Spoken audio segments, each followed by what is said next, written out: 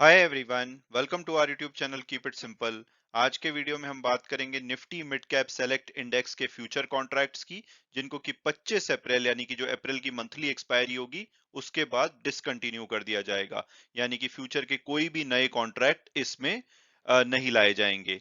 हालांकि जो ऑप्शन के कॉन्ट्रैक्ट्स हैं वो 25 अप्रैल के बाद भी अवेलेबल रहेंगे। तो आज के वीडियो में हम इस टॉपिक को डिटेल में डिस्कस करेंगे, और आगे बढ़ने से पहले अगर आपने अभी तक चैनल को सब्सक्राइब नहीं किया तो प्लीज सब्सक्राइब करके हमें मोटिवेट कीजिए। तो सबसे पहले अगर आप ये सोच रहे हैं कि भाई ये मिड कैप निफ्टी इंडेक्स क्या है, क्या इसके भी फ्यूचर एंड ऑप्शन के कॉन्ट्रैक्ट्स होते हैं, तो डेफिनेटली पिछले साल यानी कि 24 जनवरी 2022 को जो एक्सचेंज है उन्होंने निफ्टी मिड कैप सेलेक्ट जो इंडेक्स है उसके future and option contract start किए थे जब उनको सेबी की अप्रूवल मिल गई थी। और इस इंडेक्स के फ्यूचर एंड ऑप्शन लाने के पीछे की वजह थी, एक तो जो एक्सचेंज है वो इन स्टॉक्स में लिक्विडिटी बढ़ाना चाहते थे जो कि मिड कैप स्टॉक्स होते हैं। और इसके अलावा जिन लोगों के पास इस कैटेगरी के स्टॉक्स काफी मात्रा में होते हैं तो ये इंडेक्स उनको हेजिंग की भी अपॉर्चुनिटी प्रोवाइड करता है।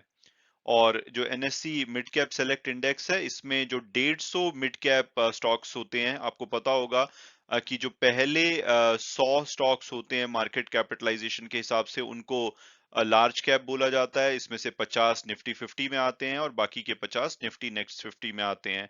उसके बाद के जो 150 स्टॉक होते हैं उनको मिड कैप बोला जाता है, और उन 150 स्टॉक्स में से जो 25 फोकस्ड पोर्टफोलियो के स्टॉक्स होते हैं उसको इस इंडेक्स में इंक्लूड किया जाता है। अगर लेटेस्ट हम इसमें वेटेज देखेंगे तो श्रीराम फाइनेंस की सबसे ज्यादा वेटेज है 6.93%।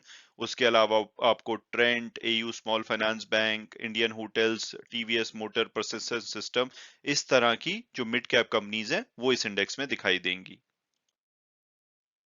और अब अगर बात की जाए लेटेस्ट डेवलपमेंट की, तो नेशनल स्टॉक एक्सचेंज ने एक सर्कुलर के द्वारा पिछले फ्राइडे को अनाउंस किया था कि जो Nifty mid cap select index के फ्यूचर्स हैं उनको डिसकंटिन्यू कर दिया जाएगा 25 अप्रैल के बाद। यानी कि 25 अप्रैल को इसकी जो एक्सपायरी होगी वो लास्ट एक्सपायरी होगी इसके फ्यूचर कॉन्ट्रैक्ट्स की। हालांकि ये वीकली और मंथली एक्सपायर होते हैं, तो 25 अप्रैल तक जितने भी वीकली कॉन्ट्रैक्ट्स हैं वो कंटिन्यू रहेंगे, आप इसमें ट्रेड कर सकते हैं। लेकिन 25 अप्रैल के बाद कोई भी नया फ्यूचर का कॉन्ट्रैक्ट नहीं लाया जाएगा। हालांकि अगर आप इसमें ऑप्शन की ट्रेडिंग करना चाहते हैं तो वो 25 अप्रैल के बाद भी कंटिन्यू रहेगी। इसके अलावा एक और चेंज किया गया है, अभी आज की डेट में इसकी जो एक्सपायरी होती है मंथली और वीकली वो ट्यूसडे को होती है, जैसे फिन निफ्टी इंडेक्स की होती है। इसके अलावा जो निफ्टी 50 और बैंक निफ्टी है उनकी एक्सपायरी आप जानते होंगे कि हर थर्सडे को होती है। तो इसकी जो एक्सपायरी डे है उसको भी ट्यूसडे की जगह वेंसडे कर दिया गया है। यानी कि 25 अप्रैल के बाद जो भी कॉन्ट्रैक्ट्स होंगे उसकी जो एक्सपायरी है चाहे वो वीकली हो या मंथली, वो हर वेंसडे को होगी। और ऑब्वियसली वेंसडे अगर एक ट्रेडिंग हॉलिडे है तो जो एक्सपायरी है वो एक दिन पहले यानी कि ट्यूसडे या जो भी उसके पीछे का ट्रेडिंग डे है उस दिन होगी। और क्या इससे बहुत बड़ा इम्पैक्ट पड़ेगा? तो बिल्कुल भी इम्पैक्ट नहीं पड़ेगा, क्योंकि पिछले साल इसको लॉन्च किया गया था, ये सोचा गया था कि भाई इस इंडेक्स में भी लोग इंटरेस्ट दिखाएंगे। लेकिन अगर आप देखेंगे इसका ये अप्रैल के फ्यूचर का जीरोधा का स्क्रीनशॉट है, और ये अगले वीक का, क्योंकि 4 अप्रैल जो कि ट्यूसडे है उस दिन महावीर जयंती की छुट्टी है, तो 3 अप्रैल को इसकी एक्सपायरी होनी है अगले वीक की। और आप देख सकते हैं कि इसमें कोई वॉल्यूम नहीं है, और लास्ट जो ट्रेडेड ट्रांजेक्शन है वो भी काफी पुरानी आ रही है। तो इसमें कोई खास इंटरेस्ट नहीं दिखाते हैं इन्वेस्टर। और उसी तरह से अगर आप इसका 3 अप्रैल वाला जो नेक्स्ट वीक की एक्सपायरी वाला ऑप्शन है उसमें भी कोई ओपन इंटरेस्ट नहीं है। तो डेफिनेटली इन्वेस्टर ने इसमें ज्यादा इंटरेस्ट नहीं दिखाया है, और इसी वजह से जो एनएससी है ऐसा कर रहा है।